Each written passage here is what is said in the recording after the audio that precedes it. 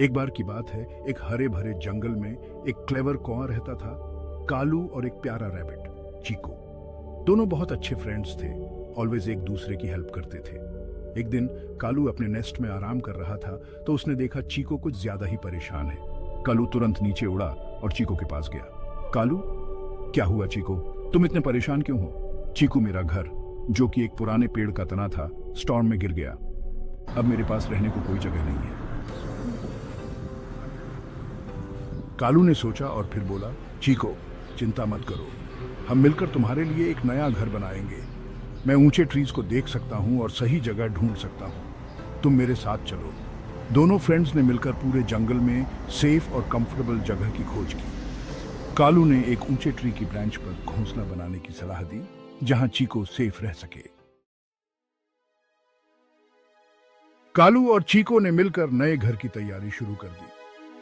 कालू ने अपने तीखे चोंच से मजबूत ब्रांचेस इकट्ठा की और चीको ने सॉफ्ट पत्ते और ग्रास जमा की। धीरे धीरे उनका नया घर तैयार हो गया। चीकू, थैंक्स कालू, तुम्हारी हेल्प से मेरा नया घर अब रेडी है। मैं यहाँ बहुत सेफ फील कर रहा हूँ। कुछ दिनों बाद जंगल में सूखा पड़ गया और पानी की कमी हो गई। सारे एनिमल्स परेशान थे और पानी की तलाश में इधर उधर भटक रहे थे। कालू ने सोचा उसे अपने फ्रेंड चीको की हेल्प करनी चाहिए। कालू ने आसमान से उड़ान भरी और दूर दूर तक पानी की तलाश की। आखिरकार उसने एक छोटे से पॉन्ड को देखा जो अभी भी पानी से भरा हुआ था। कालू ने तुरंत चीको को इसकी सूचना दी और उसे वहां ले गया।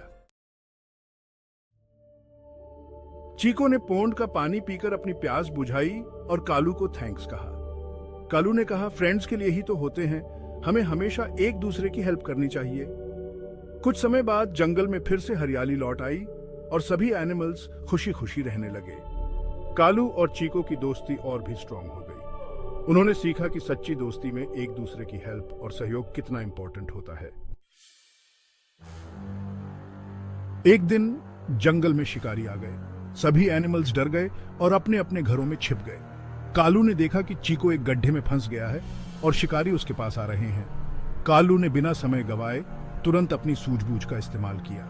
कालू ने जोर जोर से कांव कांव करना शुरू कर दिया और शिकारी का ध्यान भटकाने लगा। शिकारी ने कालू को पकड़ने की कोशिश की, लेकिन कालू चालाकी से उड़कर दूसरी डायरेक्शन में चला गया। इस बीच चीको ने अपनी पूरी ताकत लगाकर गड्ढे से बाहर निकलने की कोशिश की और आखिरकार सक्सेसफुल हो गया। चीको ने कालू को गले लगाते हुए कहा, तुम्हारी वजह से ही मैं बच सका।